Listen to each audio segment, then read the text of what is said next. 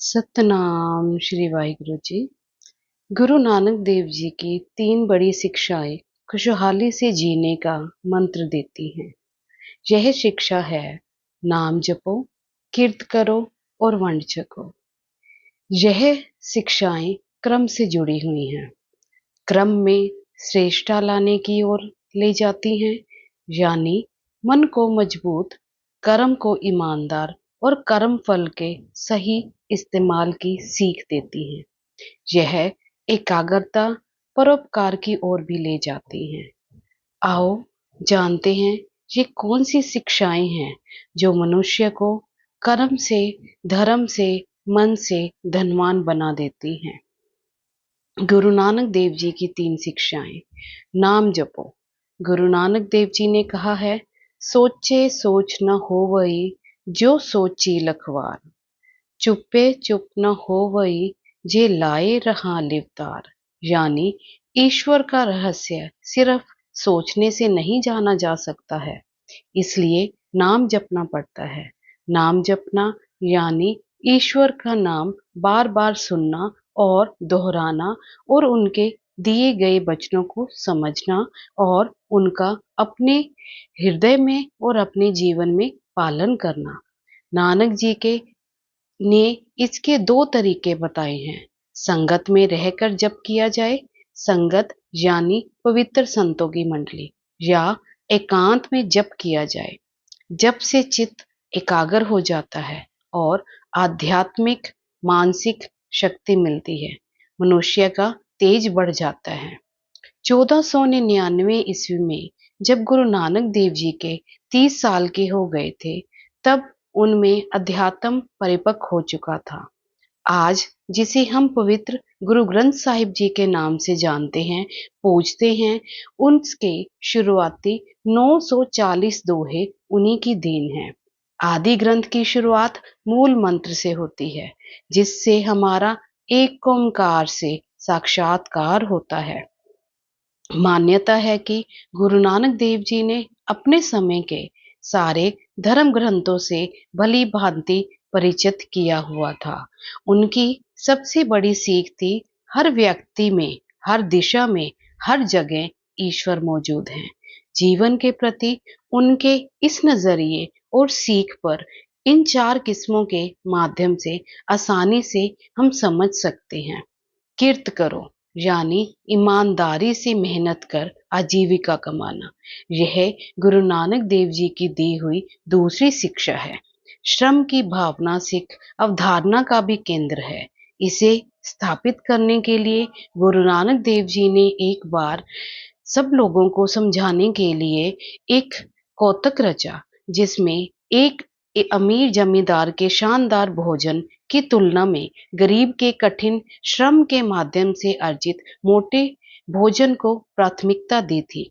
मलिक भागों के यहाँ पे दिए गए भोजन समारोह में ना जाकर उन्होंने यह साबित कर दिया कि किसी का भोजन सिर्फ इसीलिए अच्छा नहीं है कि वो किसी अमीर जमींदार के द्वारा दिया गया है, बल्कि मलिक भागों की शिक्षा देते हुए उसको ये समझाने की कोशिश की कि भोजन और श्रम करके कमाया हुआ भोजन ही हमारी प्राथमिकता होनी चाहिए। इसीलिए उन्होंने भाई लालो जी के यहाँ जाकर भोजन किया और लोगों को शिक्षा दी कि अमीरी और गरीबी से किसी का भोजन अच्छा या माड़ा नहीं होता।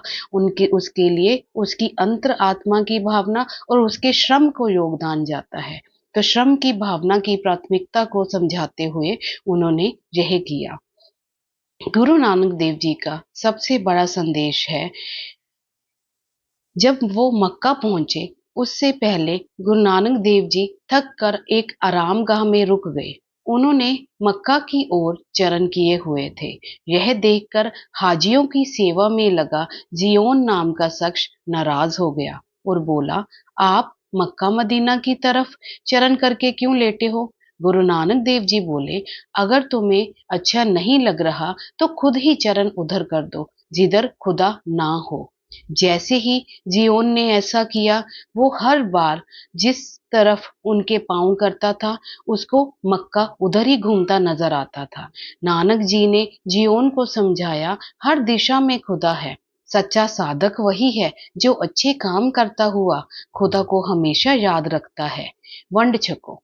एक बार गुरु नानक देव जी के दो बेटे और लहना जी गुरु अंगद देव जी के साथ थे। सामने एक शव ढका हुआ था। नानक जी ने पूछा, इसे कौन खाएगा? बेटे मौन थे। लहना जी ने कहा, मैं खाऊंगा। इस पर उन्हें, क्योंकि गुरु पर विश्वास था कि कोई भी गलत काम वो कभी भी अपने शिष्य से नहीं करवाएंगे, कपड़ा हटाने पर पवित्र भोजन मिला। लहना जी ने इसे गुरु जी को समर्पित कर ग्रहण किया। गुरु नानक देव जी ने कहा, लहना जी, यह पवित्र भोजन आपको मिला है क्योंकि आप में समर्पण का भाव है और विश्वास की ताकत है। सिख इसी आधार पर आय का 10वां हिस्सा साझा करते हैं, जिसे दसवंध कहते हैं। इसी से वो गरीब लोगों की मददगार का बनते हैं, उनकी मदद करते हैं जिन्हें बहुत जरूरत होती है। इसी से लंगर भी चलता है। गुरु नानक देव जी को आजीविका के लिए दूसरों के यहाँ काम भी करना पड़ा। बहनोई जयराम जी के जरिए वह सुल्तानपुर लोधी के नवाब के शाही भंडार की देखरेख करने लगे। उनका एक प्रसंग प्रचलित है। एक बार वह तराजू से अनाज तोलकर ग्राहक को दे रहे थे। गिनते गिनते जब 11, 12, 13 पर पहुंचे तो उन्हें कुछ अनुभूति हुई। वह तोलते जाते थे और 13 के बाद 13, फिर 13, सब 13 ही 13 कहते गए। इस घटना के बाद यह मानने लग गए थे कि जो कुछ भी है वह उस पार ब्रह्म का है, मेरा इसमें कुछ भी नहीं है। उस दिन से 13 का ये लंगर आज तक चल रहा है। नानक जी अपने शिष्य मर्दाना के साथ कंगनवाल पहुंचे तो उन्होंने देखा कि कुछ लोग जनता को परेशान कर रहे हैं। गुरु नानक देव जी ने उन्हें आशीर्वाद दिया, बसते रहो। फिर आगे चल के वह दूसरे गांव पहुंचे तो वहां के लोग बहुत अच्छे थे, बहुत परोपकारी थे, सबका बहुत आदर सम्मान करते थे। उन गांव वालों को गुरु नानक देव जी ने आशीर्वाद दिया, उजड़ जाओ। इस पर मर्दाना को आश्चर्य हुआ। उसने पूछा, जिन्होंने अपशब्द कहे उन्हें बसने का, और जिन्होंने मान सम्मान किया, सत्कार किया, उन्हें आपने उजड़ने का वर दिया, ऐसा क्यों? नानक जी मर्दाना जी को समझाते हुए बोले कि जो बुरे लोग थे वे एक ही जगह रहें तो ठीक है, क्योंकि जो लोग कहीं पे भी जाएंगे वो अपनी अच्छाई बुराई वहां पर लेके जाएंगे।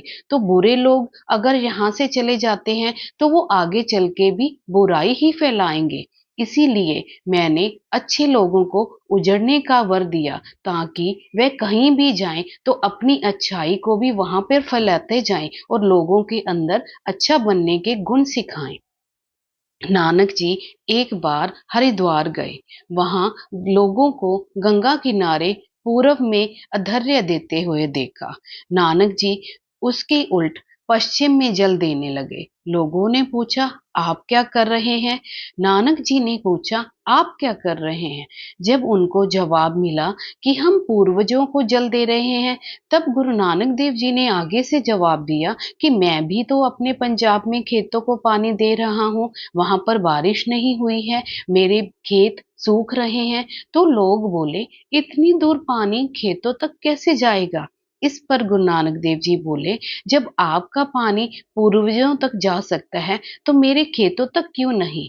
मानो तो ईश्वर यहाँ मौजूद है, हर कण और हर व्यक्ति में, और नहीं मानो तो कहीं पे भी किसी भी सृष्टि के कण में हमें परमात्मा नहीं मिलता। इसीलिए हमें इस तरह के पाखंड और दिखावे वाली चीजें नहीं करनी चाहिए। अपने मन से, तन से और कर्म से हमें श्रेष्ठ बनना चाहिए। लोगों की मदद करनी चाहिए, बूढ़ों का सत्कार करना चाहिए, छोटों से प्यार करना चाहिए, अपने कमाए हुए हिस्से को अच्छी जगह पर लगाना चाहिए।